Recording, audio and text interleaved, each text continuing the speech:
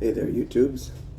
This week's parashat is parashat Toldot, and last week was Chai Sarah. So we are learning about the life of Isaac, and we've heard that Isaac is very similar to Yeshua, the Messiah, in many ways, and I wanted to point out a few of those ways. Of course, the obvious one is the sacrifice of Isaac. That's the first one. God tells Abraham, "Go." This was last week's parasha in parashat Chai Sarah, or maybe it was 2 weeks ago. God tells, no, it was 2 weeks ago. In what parashat was that? Vayar. God tells Abraham, "Take Isaac your son, and offer him to me as a sacrifice." And the Midrash says that Isaac was totally pure. He was a perfect human without sin. Whether it's true or not, who knows? Anyways, it says he was a perfect offering, and that Abraham actually killed Isaac, and Isaac actually died, and his death made atonement for all of Israel, all of future Israel, because he was the father of Israel, through his son Jacob, and then the 12 tribes. So the Midrash says that, and then it says he actually died, and then God raised him from the dead, and then this ram appeared. That's the Midrash. Whether it's true or not doesn't really matter, but the lesson to be learned from that is the picture that we see of Yeshua offering himself willingly, the same way Isaac did. Isaac carried the wood himself, just as Yeshua carried his cross. And Isaac willingly went there, knowing he would be sacrificed. He wasn't taken captive. He willingly gave himself, just as Yeshua did. And he tells Abraham, in the Midrash, tie my hands and my feet, just in case I get scared and flinch away when you're trying to cut my throat. And then instead of it being a clean cut, it, tears, and then it's not a worthy sacrifice. I think that's just like Yeshua saying to the Father when he's praying in the garden, "If it's your will, let this cup pass from me, but not my will, your will." He's saying, hey, I'm scared. I'll go through with this, but I'm scared. And you might need to bind my hands and my feet so that I don't flinch away. Okay, so then we come to this week's parasha, which is Toldot.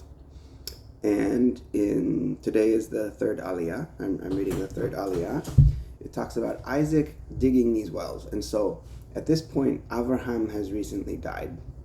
And Abraham had a treaty with Abimelech and with the Philistines. He dug these wells, and they said, okay, those are yours, and we respect you and we respect that. And then Abraham dies, and Yitzhak is the heir to these things. And Abimelech and the Philistines, they say, no, we don't know this guy. We don't respect this guy. And they stop up the wells. And Abimelech actually sends him away. He says, you know what? This guy has more wealth than me.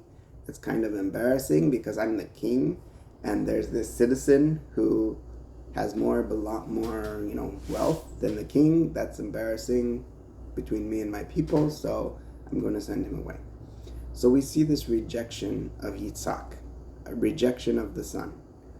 And I was seeing this as a parallel where you have the Jewish people who are so respectful and have this covenant with Hashem, with God, the Father. But then when it comes to the Son, they reject him. They say, no, we don't know this guy. We don't accept this guy. And they send him away. And then this parallel again where Yitzchak, he goes away, but then what's coming next is he has his children, Yaakov and Esav, and then through Yaakov is the 12 tribes, and we see this blessing come through these 12 tribes to all the world. So I see this as a parallel in a picture. Maybe it's a little bit loose, but that's okay. Where Yitzchak is so much a picture of Yeshua as the Messiah, and we see him rejected by these people that had a covenant with his father. But what's going to happen is in future generations, there's going to be a coming back, a bringing back through Yaakov and through the 12 tribes. Not necessarily with Avimelech, but with the nations.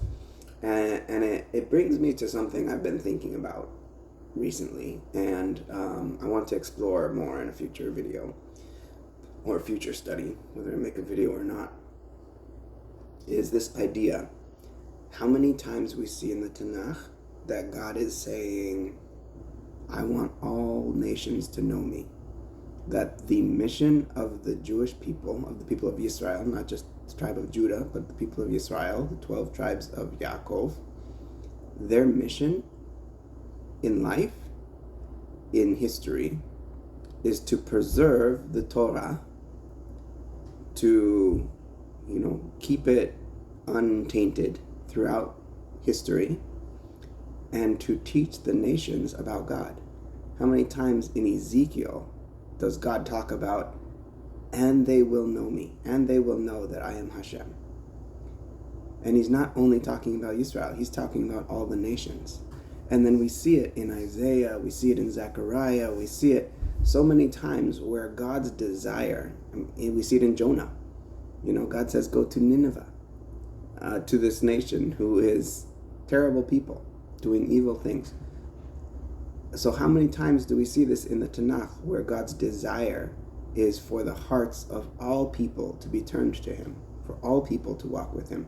And the mission of the people of Israel is to bring knowledge of God to the nations.